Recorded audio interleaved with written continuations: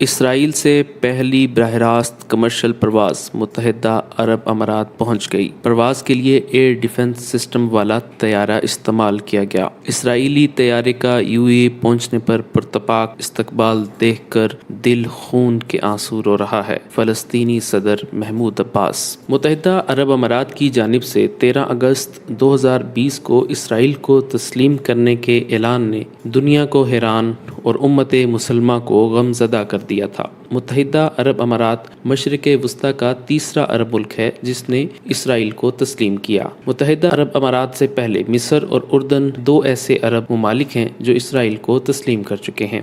نے اسرائیل سے بائیکاٹ کرنے والا قانون بھی ختم کر دیا ہے۔ یہ قانون 1972 سے ملک میں لاگو کیا گیا تھا، جبکہ تاریخ میں پہلی مرتبہ اسرائیل سے کی فضائی پرواز روانہ ہوئی۔ اسرائیل کی قومی ایئر لائن کی پرواز کی روانگی کے مناظر کو اسرائیلی ٹی وی چینلز نے لائیو نشر کیا۔ اس موقع پر اسرائیلیوں کی خوشی دیدنی تھی، جبکہ اسرائیل کے وزیر اعظم نیتن یاہو نے بھی اس موقع پر ٹویٹ کر کے اپنی خوشی کا اظہار کیا۔ اس ٹویٹ میں اسرائیلی وزیر اعظم نیتن یاہو نے اس پرواز کو امن کے بدلے امن کی ایک مثال قرار دیا، جس سے ان کے اس روایتی موقف کی عکاسی ہوتی ہے کہ پڑوسی عرب ممالک سے دوستی کے لیے لازمی نہیں کہ اسرائیل مقبوضہ فلسطینی علاقے واپس کرے۔ اس پرواز کا دورانیہ 3 گھنٹے کا تھا۔ سعودی فضائی حدود استعمال نہ کرنے کی صورت میں سفر کا دورانیہ 7 گھنٹے کا ہے۔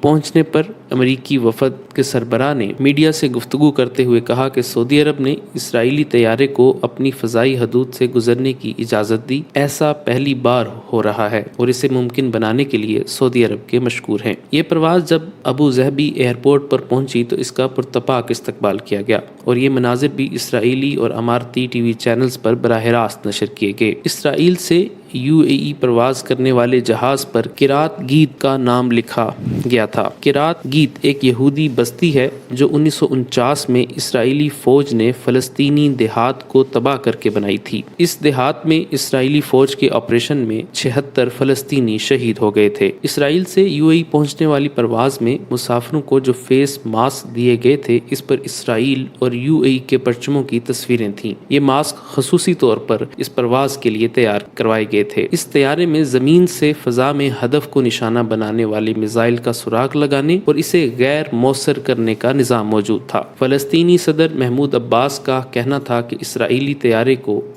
پہنچنے پر پرتپاک استقبال دیکھ کر دل خون کے آنسو رو رہا ہے، جبکہ فلسطینیوں نے اسے ان کے مقاصد کے ساتھ غداری قرار دیا۔ ترک وزارت خارجہ کے جاری کردہ بیان میں کہا گیا ہے کہ علاقے کے عوام اس معاملے کو ضمیر کی خیانت تصور کرتے ہیں اور اس اقدام کو کبھی نہیں بخشیں گے۔ حماس نے اور اسرائیل کے درمیان فضائی سروس کی باقاعدہ شروعات کی شدید مذمت کرتے ہوئے کہا ہے کہ امارات کا صہیونی ریاست سے دوستی کے غلط اقدام پر اصرار اسرائیل کو تسلیم کرنے پر مجبور نہیں کر سکتا۔ حماس کی طرف سے جاری ایک بیان میں کہا گیا ہے کہ امارات نے اسرائیل کے ساتھ فضائی سروس شروع کر کے یہ ثابت کیا ہے کہ وہ اپنے غلط اور غیر منصفانہ اقدام پر قائم ہے۔ سعودی عرب کی فضائی حدود سے اسرائیلی طیارے کا گزرنا، امارات پہنچنا عرب ممالک کے لیے باعث آر ہے۔ بیان میں کہا گیا ہے کہ امارات کا اسرائیل کو تسلیم کرنے کے بعد اس کے ساتھ دوستانہ تعلقات کو فروغ دینے پر اصرار فلسطینی قوم کو گھٹنے ٹیکنے اور صہیونی دشمن کے سامنے شکست تسلیم کرنے پر مجبور نہیں کر سکتا۔ اس طرح کے اقدامات سے عرب اقوام میں مزید بیداری پیدا ہوگی۔ امارات کا اقدام کسی عرب ملک کے لیے مثال